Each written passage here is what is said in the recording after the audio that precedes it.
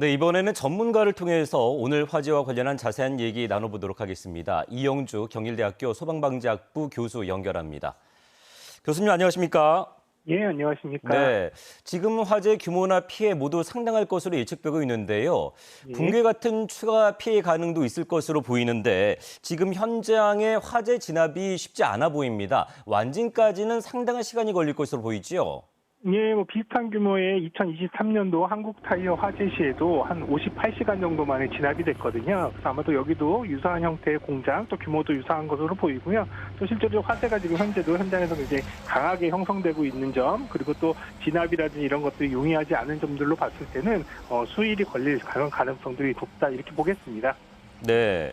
지금 전해지고 있는 바로는 공장 절반 정도가 탈 것이다라고 예측이 되고 있는데 붕괴 같은 추가 피해 가능성은 지금 어떻게 보고 계시는지요?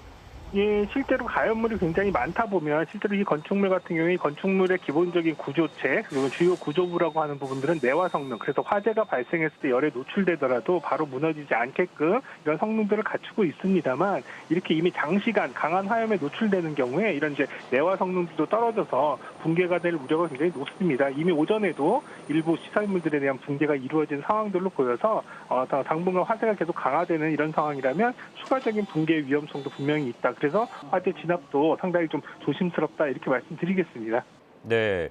지금 화면으로도 확인할 수 있는 것이 상당히 많은 양의 검은 연기가 발생하고 있는데 인근 주민들은 유독가스는 아닐까 무척 걱정하고 계시거든요. 지금 이 예. 상황에 어떻게 대응을 좀 해야 될까요? 실제로 화재 시 발생해서 인체에 치명적인 영향을 주는 것들은 대부분 이제 시옷가스라든지 시아나수소 뭐 이런 것들인데요. 이런 것들은 사실 실제로 대기에 확산되면서 외부 공간에 일반 주거 지역이나 이런 곳까지 이동하면서 대부분 이제 희석이 되기 때문에 치명적인 농도의 가스 이렇게 되지는 않을 겁니다. 다만 이제 연소가 되면서 발생하는 여러 가지 연소 생성물, 한마디로 이제 미세먼지, 초미세먼지들 같은 경우는 많이 또 자주 흡입하게 되는 경우에 노출됐을 때 호흡기 질환이나 이런 것들이 좀 우려가 있거든요. 그래서 이제 가급적이면 이런 연기에 노출되지 않도록 창문 잘 닫으시고 또 외부 활동 최소화하는 것들이 중요하겠고요. 또 불가피하게 외부에 나가실 때는 이런 미세먼지 같은 것들을 좀 차단할 수 있는 KF 마스크 정도, 94 마스크 정도면 충분히 어느 정도는 차단이 가능하니까 이러한 마스크 정도는 꼭 착용을 하시라 말씀을 드리겠습니다. 네. 지금 진화 작업을 하고 있는 소방대원들도 부상을 입었다는 소식도 간간히 전해지고 있는데 소방대원들의 안전을 확보하기 위해서 구조당국이 특히 유의해야 할 점은 무엇인지 끝으로 한 말씀 들어볼까요?